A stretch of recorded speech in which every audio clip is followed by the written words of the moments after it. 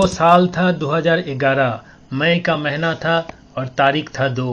आज से 13 साल पहले जब अमेरिका ने दुनिया का मोस्ट वांटेड और खूंखार आतंकी उसामा बिन लादेन का खात्मा किया, वो भी पाकिस्तान में घुसकर। जब दूसरे दिन दुनिया को ये पता चला तो सब हैरान थे, क्योंकि कई साल से लादेन का कोई अता पता नहीं था कि वो कहाँ है। ऐसे में अचानक जब लादेन की मारे जाने की खबर मिली तो सब के कान खड़े हो गए। कब, कहां और कैसे लादेन का खात्मा हुआ, ये जानने के लिए मेरे वीडियो को आखिर तक देखिए। 9 सितंबर 2001 को अमेरिका में एक के बाद एक 4 यात्री विमान को अपहरण किया गया और उनमें से 2 विमान को ट्विन टावर में घुसा के बम की तरह इस्तेमाल किया गया। इस हमले को 9/11 यानी कि 9/11 के नाम से भी जाने जाते हैं। इस हमले में तकरीबन 3000 लोगों की जान चली गई। इस कुख्यात हमले का मास्टरमाइंड ओसामा बिन लादेन ही था। तब से ही अमेरिका लादेन को खोजने में लग गया। जब बाराक ओबामा अमेरिकन राष्ट्रपति बने तो उन्होंने इस मामले को गंभीरता से लिया। वो अमेरिका की खुफिया एजेंसी CIA को हर महीने लादेन को ढूंढने की रिपोर्ट लिया करते थे।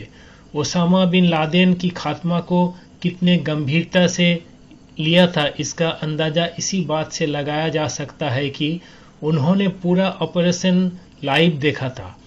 ओबामा राष्ट्रपति बनने के बाद 2009 में व्हाइट हाउस का चीफ ऑफ स्टाफ CIA का निर्देशक ओ सुरक्षा सलाहकार से मुलाकात की।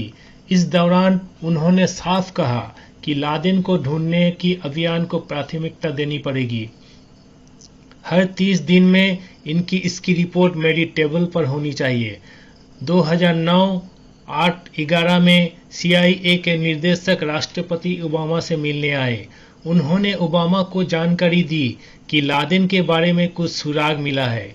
CIA के जासूसों ने अहमद अल कुवैती नाम का एक शख्स को ढूंढ निकाला है, जो आतंकी संगठन अल कायदा के लिए काम करता है।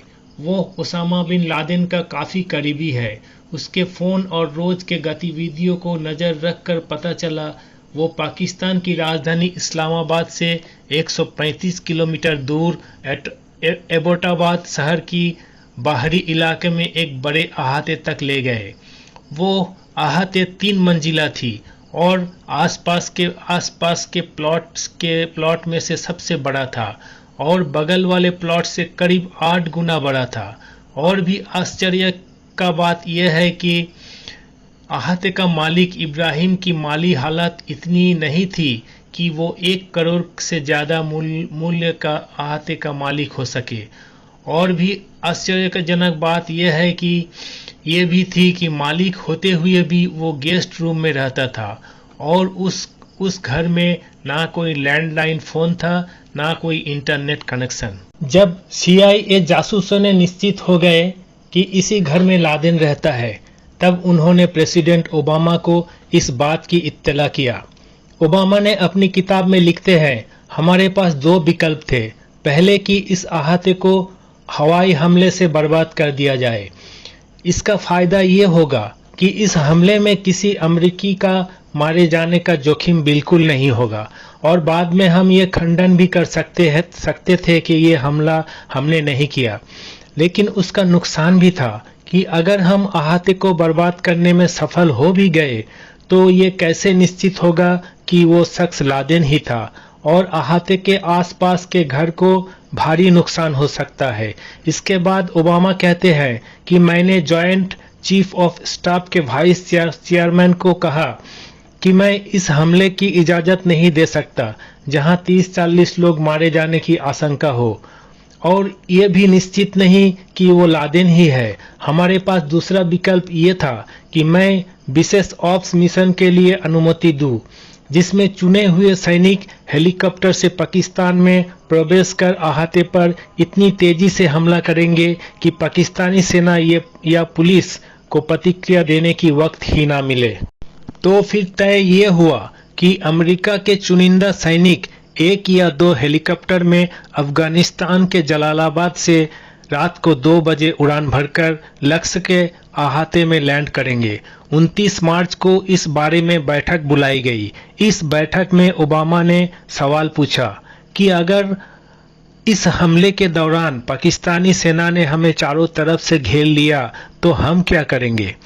ओबामा लिखते हैं कि CIA चीफ ने इस बात पर जोर दिया कि उनकी ये योजना इस आधार पर बनाई गई है कि उनकी सेना पाकिस्तानी सेना से उलझने से बचेंगे, मगर हमारे सेना अहाते का कब्जा नहीं छोड़ेंगे और इस बीच हमारे नेताओं हमारे वहां से सुरक्षित निकलने के लिए बातें करेंगे।